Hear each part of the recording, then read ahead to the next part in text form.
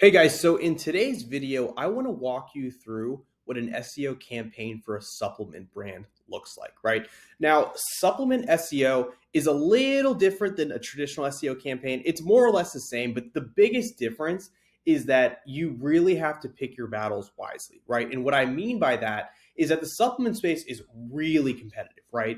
Like if you have vitamin D that you're selling or magnesium that you're selling, like if you try to rank that product page for like vitamin D3 or like magnesium capsules or something like that, like you're probably just going to waste a ton of time and resources because that stuff is so competitive, right? So you really have to pick your battles wisely and make sure that you're ranking products that have low competition keywords. Otherwise, again, like I said, you're just going to do a whole bunch of work, spend a ton of money, and just pretty much just see no ROI at all, right? So now to walk you through what a supplement SEO campaign looks like, I just found this random website out there, this random brand called Atlantic Naturals.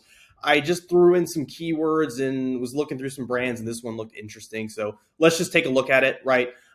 So firstly, a big thing about this brand is that they sell sea moss, and sea moss is a really interesting supplement just because it's not that competitive, and these guys aren't really ranking super well for any of those CMOS terms. So first things first, let's take their URL, let's pop it into this tool called Ahrefs, which costs me about $1,000 a month now because they changed the pricing model. It really sucks.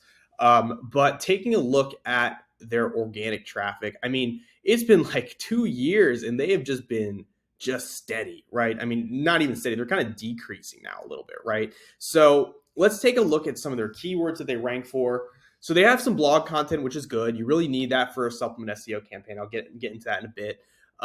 They have their branded keyword here. So they have a product page over here. This is really interesting. So they sell sea moss capsules. They also sell like sea moss powder, and then some other variations of sea moss as well.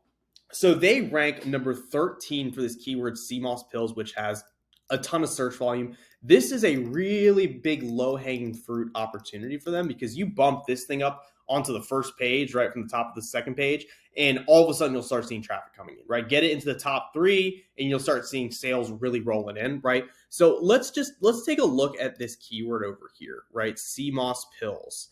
Okay, interesting. So the first thing I see here is you got this site called ComptonHealthBar.com that's ranking at the number 2 spot with a 10 DR.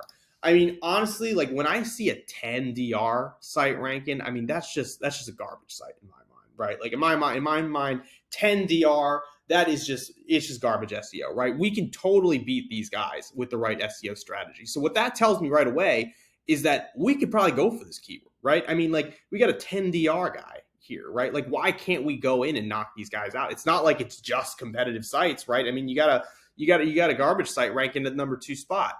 So I say like the first thing I would do looking at this campaign is we gotta get the CMOS pills keyword into the campaign, right? But let's take a look. Let's take a kind of deeper look at what other keywords this site ranks for, this page ranks for, right? So we have stuff like CMOS pills, we have CMOS capsules, we have organic CMOS, right? Like these are all keywords that we could probably rank for as well with the right page, right?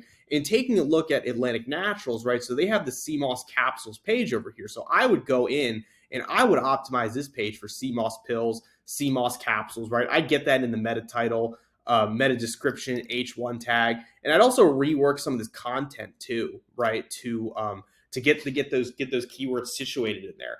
And in terms of like optimizing a product page for a keyword, the best thing to do is just to model the pages that are already ranking well, right? So this page ranks, number 3 for both of these keywords. So it's obviously Google likes this page, right? I mean, I look at this page and I'm like, this page, it kind of sucks, right? Compared to this page.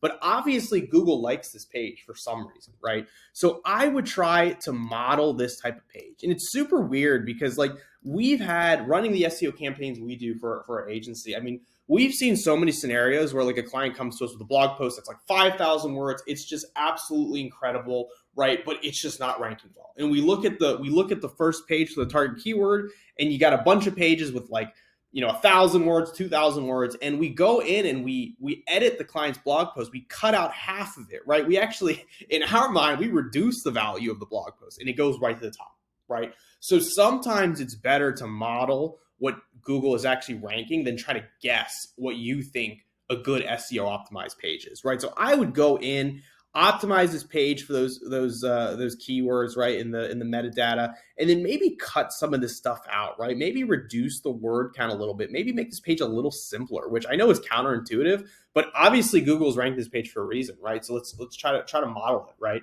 So that's one big win I see for Atlantic Naturals right away, right?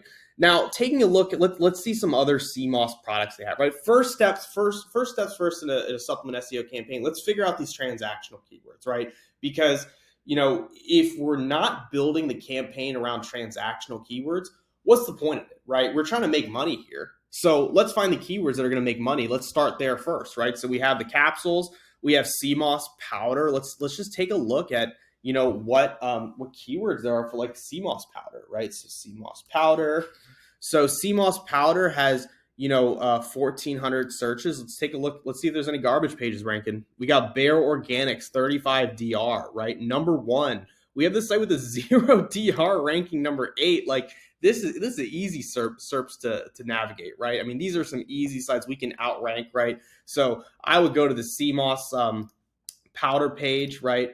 And I would optimize this page for that keyword. I would look at some of these pages that are ranking for it and kind of model those pages, right? So, first steps first, again, like I said, get keywords integrated into some of these product pages.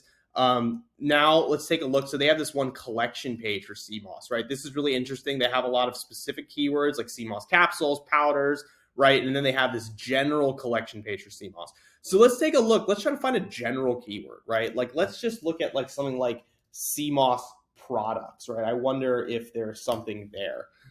So a keyword like CMOS products, let's let this tool load here. Okay, so 200 searches for CMOS products.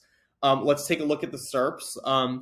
We have some collection pages ranking, right, which is a good sign. Higher DR sites ranking for them. So it's a little more competitive. This isn't like an easy win like some of those capsules and powder keywords, right? But this is an overarching keyword, another transactional keyword to add into the campaign that, again, a little more competitive, but we just add it in there, right? We throw it in there because we already have some lower competition keywords that we're gonna rank for. Maybe we can build up to this over time, right? So I would go in, I would optimize this page for the keyword. I mean, this is an H2 tag, right? This page doesn't even have an H1 tag. You got to make this an H1 tag. You put the keyword in there, right? You add to the metadata. You add some content to this page, right, with the target keyword in there, just to better optimize it. Because without content, I mean, this collection page it's just a list of products. How's Google supposed to know what it is, right? Just so add some content in there as well. So at this point, right, we have the on-page stuff situated. We have the target keyword situated. We know some keywords are easy competition. We know some keywords are a little bit more difficult, right? So now the next step here is we got to get the content going, right? We got to do content creation. We got to pump a lot of blog content out there. We got to build the topical relevancy of the site. We want Google to look at this brand over here and be like, Atlantic Naturals is all about CMOS. They crush it, right? They know all about CMOS. We want Google. We want Google to have those signals, right? So let's just see what types of informational keywords are out there. Let's just put CMOS in our keyword explorer and let's see what comes up, right? You got CMOS benefits, right? What is CMOS? What is CMOS good for? We have stuff like CMOS benefits for women, right? And you can take a look at these at the search results for some of these keywords, and you can see, are there any garbage sites ranking? All right, the CMOSharvest.com garbage site might be a little more difficult just because the site is all about CMOS, right? It's in the domain name, so sometimes you have to check with that, right? So check the topical authority to really make sure it is like truly a garbage site in the niche. But in general, the DR is a pretty good. It does a pretty good job of telling you if a site is truly authoritative or not. It looks like all Atlantic Naturals, they have this keyword targeted, right, which is great. So that they are ranking for that keyword. So look through keywords that are relevant to the products that you're selling, look for the keywords that are informational, create blog content around it, and hit on every different aspect of the funnel, right? So hit on some question keywords, right? These are very top of funnel keywords, right? How to eat CMOS, maybe that's not super relevant for the supplement, right? But like where to get CMOS, how to take CMOS, right? Where does CMOS come from? What is CMOS gel good for, right? A lot of really good informational queries to tackle. And then let's go a little bit lower in the funnel, right? We could go after versus keywords. Like this stuff converts, right? Irish moss versus sea moss, real sea moss versus fake, sea moss versus seaweed, right? People, sea moss gel versus capsules, right? People who are looking to purchase are going to do a little more research, a little more comparison research to see which product exactly they want to purchase. So fill out this level of the funnel by creating content like this, right? Let's see some best keywords, right? Best CMOS, best CMOS gel, best CMOS capsules, best CMOS supplements, right? These are all a little bit further down in the funnel, right? So you have the question keywords that are very top of funnel, the versus keywords, which are more middle funnel, right? The best keywords, which are a little more bottom funnel, right? Still kind of in the informational, but it's a little more bottom funnel, right? So build out content for all of this stuff and then internally link to the transactional pages you guys are trying to rank, right? So link to the CMOS capsules page, link to the CMOS powder page, internally link to the CMOS products collection page, right? This sends really good signals to Google that, hey, it connects the pages. Google understands that it's all within the same silo of CMOS, right? It helps all the pages rank. This topical relevancy is built up and all of the pages raise up in the search results, right? So keep building out as much content as you can every month. Now, it's important to note that you want the content to be good, right? You don't want garbage content that's like a couple hundred words, right? So like, let's take a look at some of their content over here. I mean, let's see this. I mean, this blog post, it looks like it could be okay, but I don't know, man. It looks kind of thin to me. Like, let's just check what the word count is. This is like 782 words, right? Like, this, is it really, are you really going that deep into, talking about how it's a wonder for digestive health? I don't even know if this is a keyword. I'd have to kind of look to see if this is actually targeting a keyword, right? But obviously the blog content should target a keyword people are searching, and it should be really jam-packed with information and should really fulfill the intent, right? I mean, most blog content, I question if a blog content is really valuable if it's under 1,000 words, right? It's not a rule. It's not a rule that blog content has to be 1,000 words, but generally speaking, if you're trying to create the best piece of content on the web for a keyword, it's got to have a little meat to it, right? So quality content, very important, right? It's not really about volume, right? I would rather you publish one blog post a month that's really deep and really high in quality than 10 blog posts a month that are all just 500 word garbage, right? That doesn't do anything for you. So really spend some time and, flesh out the quality of this blog content, right? So at this point, right, you have the products optimized, the collections optimized, keywords selected, right? You have blog content that's being published. It's internally linked to these transactional pages, right? Last step of the puzzle to really just pour some fuel on the fire, build lots of backlinks, right? Build backlinks to your collection pages, build backlinks to the blog content that internally links to the collection pages and the product pages.